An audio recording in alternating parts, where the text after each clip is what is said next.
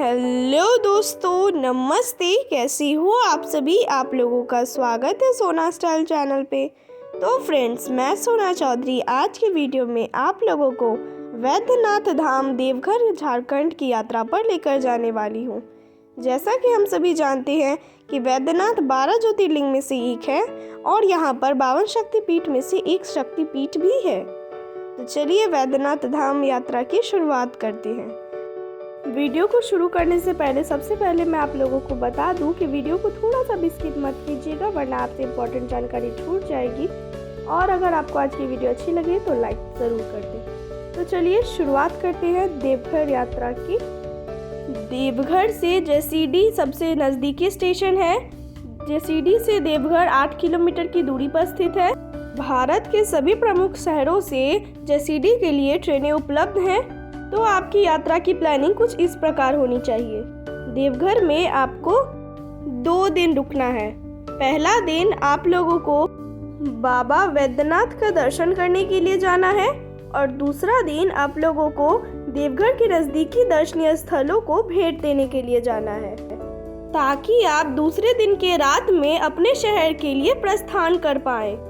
देवघर में आप लोगों को 1 रात रुकनी है। मंदिर प्रशासन की ओर से भी बहुत सारे भक्त निवास बने हुए हैं, जैसे कि उमा भवन। आप लोग उमा भवन में ऑनलाइन रूम बुकिंग नहीं कर सकते हैं। मंदिर प्रशासन के ऑफिस में जाकर रूम उपलब्ध है तो आपको रूम मिल जाती है। यहाँ पर कई सारे आपको प्राइवेट होटल्स भी मिल जाएंगे, जिसका किराया आपको 500 से 600 रुपये तक का पड़ेगा। तो चलिए बाबा वैद्यनाथ की यात्रा पर चलते हैं, जिसको बाबा धाम भी कहते हैं। पहला दिन। तो अब हम लोग जसीडीह स्टेशन पर उतर चुके हैं। अब हम लोग स्टेशन के बाहर आ जाते हैं। जसीडीह स्टेशन से देवघर 8 किलोमीटर की दूरी पर है। तो स्टेशन से बाहर आते ही हमें बहुत सारे ऑटो और टैक्सी दिखाई दे रही है। आप लोग ऑटो से देवघर पहुंच जाइए। ऑटो वाला आपको इस टावर की चौक पर छोड़ देगा। टावर के पास ही आपको कई सारे होटल मिल जाएंगे। अगर आपने एडवांस में ऑनलाइन रूम बुकिंग नहीं किया है तो चिंता की कोई बात नहीं है। यहाँ पर भी आपको कई सारे आपके बजट के होटल मिल जाएंगे। आप अपने बजट के हिसाब से जो भी होटल आप लेते हैं आप उनमें चेकिंग करवा लीजिए और अपना सामान रख दीजिए। तो चलिए अब हम लोग चलते हैं वैद्यनाथ बाबा के मंदिर की ओर। तो हम लोग पैदल ही जाएंगे क्योंकि यहाँ से ज़्यादा दूर नहीं है मंदिर। तो हमें इस तरीके के रास्ते से होते हुए जाना है। अब हम लोग पश्चिम द्वार तक आ गए हैं।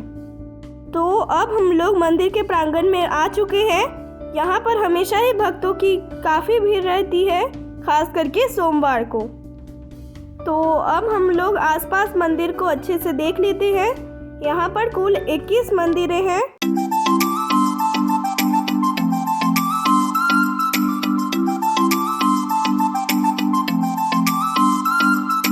सामने ही बाबा वैद्यनाथ का मंदिर दिख रहा है।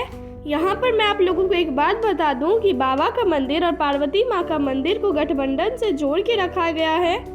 तो सबसे पहले हम लोग बाबा के मंदिर में जाएंगे। तो यहाँ पर मैं आप लोगों को एक बात बताना ज़रूरी समझती हूँ कि आप किसी भी मंदिर में जाते हैं तो वहाँ पर आपको भक्तों की बहुत ज़्यादा भीड़ दिखाई में देती है।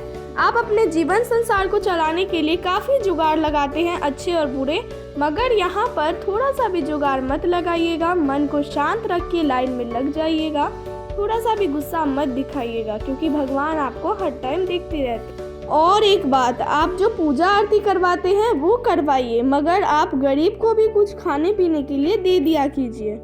तो अब मैं आप लोगों को यहाँ ऊपर से दिखा देती हूँ कि लाइन किस प्रकार लगती है। तो मंदिर के बाहर से ही पश्चिम द्वार से लाइन लगना शुरू हो जाता है। तो आप देख लीजिए कैसे लगता है लाइन, ऊपर से नीचे तक किस तरीके से।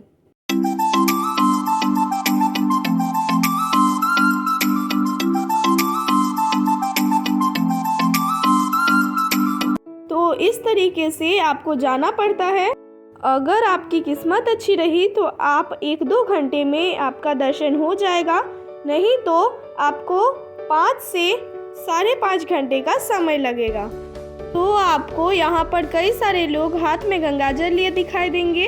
आप घर से भी गंगाजल ला सकते हैं, नहीं तो आपको मंदिर के अंदर भी गंगाजल मंदिर के प्रांगण में आपको पैसे देकर मिल जाएंगे।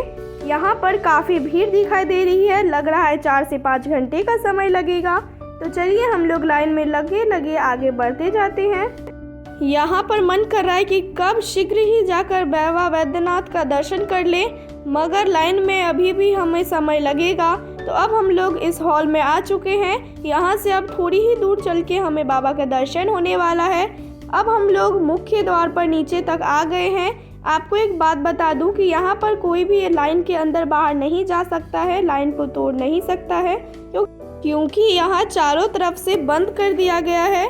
तो अब हम लोग शीघ्र ही पहुँचने वाले हैं। हम लोग नीचे तक आ गए हैं। हम लोग मुख्य द्वार पर हैं। तो अब हम लोग अंदर प्रवेश कर चुके हैं। हमारे सामने है बाबा वैद्यनाथ। इनकी शिवलिंग थोड़ी सी नीचे दबी हुई है। इसकी कथा रावण से जुड़ी हुई है। तो आपको थोड़ी देर के लिए भी इधर उधर पलकें नहीं झपकानी है। आपको बाबा वैद्यनाथ का गंगा जल से अभिषेक कीजिए। दोनों हाथों से स्पर्श कर लीजिए भगवान को।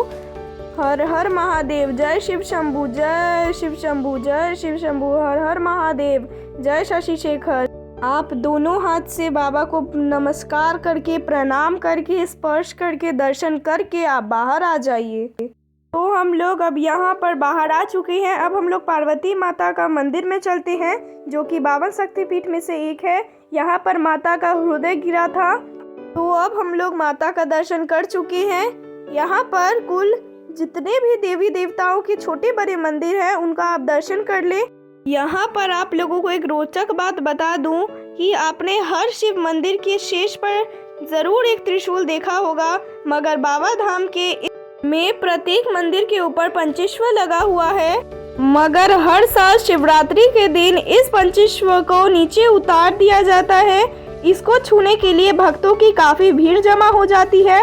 मान्यता है कि इस पंचेश्वर को जो छू लेता है उसके सारे दुख दर्द दूर हो जाते हैं। इन दोनों पंचेश्वर को सफाई के लिए लेकर जाया जाता है। इनकी पूजा पाठ करवा के वापस उनको ऊपर लगा दिया जाता है। भगवान के लिए असली श्रद्धा क्या होती है, यहाँ पर आपको देवघर में देखने को मिलेगा। यहाँ पर सावन के महीने में सब भगवा कलर के वस्त्र पहन के 105 किलोमीटर की दूरी से, यानी कि सुल्तानगंज से गंगा जल भर के यहाँ तक पैदल आते हैं। सावन के महीने में प्रतिदिन 80,000 लोग आकर इस ज्योतिर्लिंग पर जलाभिषेक करते हैं। इनकी संख्या सोमवार के दिन और भी बढ़ जाती है।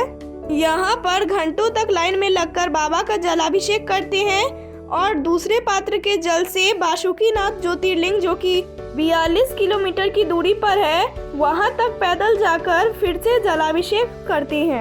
ऐसी मान्यता है कि अगर बाबा वैद्यनाथ का दर्शन करने के बाद बासुकीनाथ का दर्शन ना किया जाए तो यात्रा सफल नहीं मानी जाती है। तो आप लोग दर्शन करके काफी थक गए होंगे, तो आप अपने कमरे में जाकर आराम कर लीजिए। दूसरा दिन हो गया। दूसरा दिन में आप लोगों को देवघर का दर्शनीय स्थलों को भेंट देने के लिए जाना है।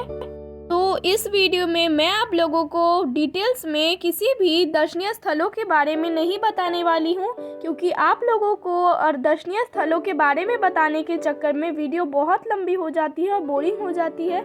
इसीलिए मैं कुछ महत्वपूर्ण आपको जगहों के बारे में बता देती हूँ।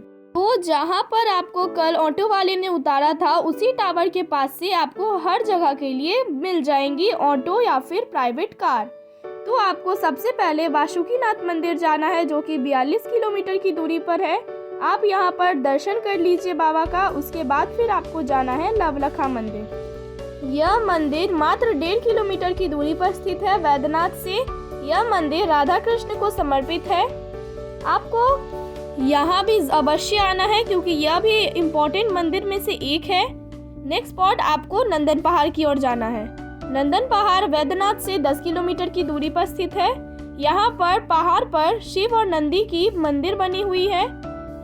यहाँ पर बच्चों के खेलने के लिए भी कई सारे चीजें बनाई गई है प्रशासन द्वारा। अब आप लोगों को जाना है तपोवन।